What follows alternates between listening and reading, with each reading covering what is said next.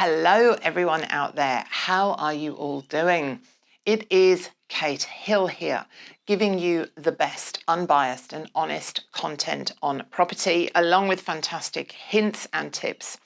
Today, it's a hints and tips kind of day, and it is all about why you should be charging market value rent for your investment property.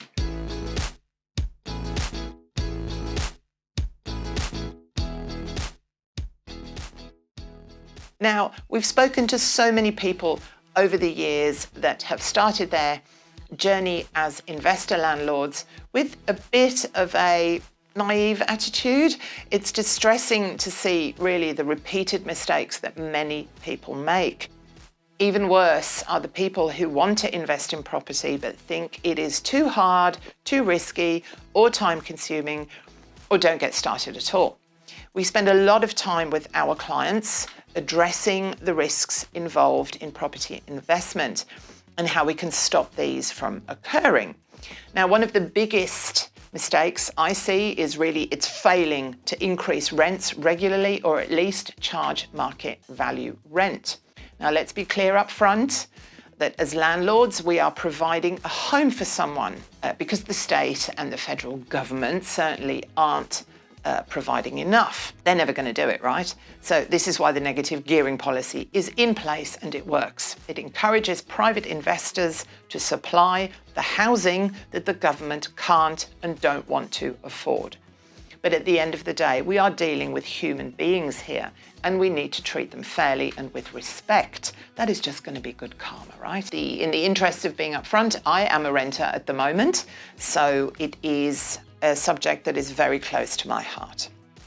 You need to treat your investment property like a business. Imagine buying a business worth $600,000. You would treat it very seriously, right? And you would have the resources and systems in place to get the best results. Now, as I have been reporting for months, rents have increased significantly recently. And yet many tenants across the country are still paying a very low rent. Now, for example, I see this a lot when I'm buying investment properties for my clients. I'm buying a property from another landlord somewhere, and the tenants in that property, they are not paying market value rent. They are sometimes paying $100, $150 a week below what that property is worth. That makes it really hard for me to buy that property. Now, of course, this might be because their lease is not up for renewal yet. You can't just willy-nilly raise the rents mid-lease. All landlords should regularly review their rents to ensure that they are at market rates. Working with professional property management will help you make that assessment, particularly if that property is located in another state or town to where you live. There are many reasons why a landlord might choose not to increase the rent on their investment property.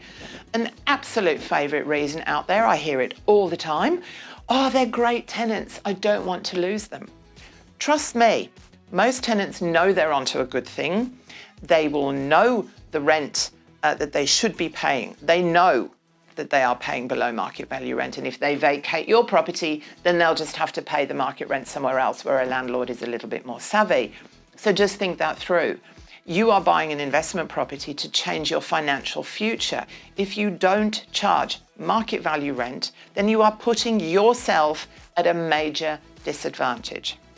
Charging market value rent will obviously help you pay your expenses, cover those increasing mortgage rates, or even start to reduce your debt, which will create equity and passive income. That's why you're doing this.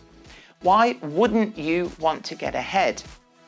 And then think about if you need or want to change or sell your property. Back to my example, if you're trying to sell the property to an investor because your tenants are mid-lease, you are just going to make it even more difficult for yourself because your investor buyer, or me, I want to get the best possible rent for the property for the new buyer.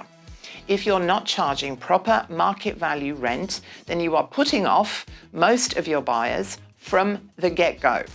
Buyers will choose to buy a different property, the one down the road that is receiving market value rent, which also will make it easier for them to purchase, because in times of reduced borrowing capacity, the better yield is king.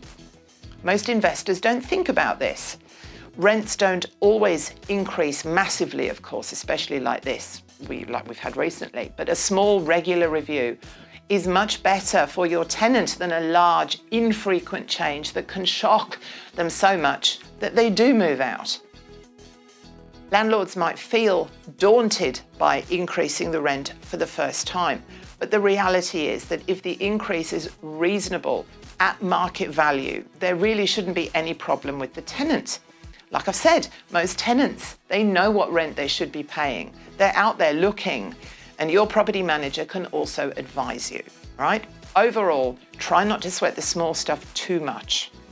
If you are serious about property investing and truly want to create a better financial future for yourself and your family, you need to remain focused on building a property portfolio and increasing your overall net worth position.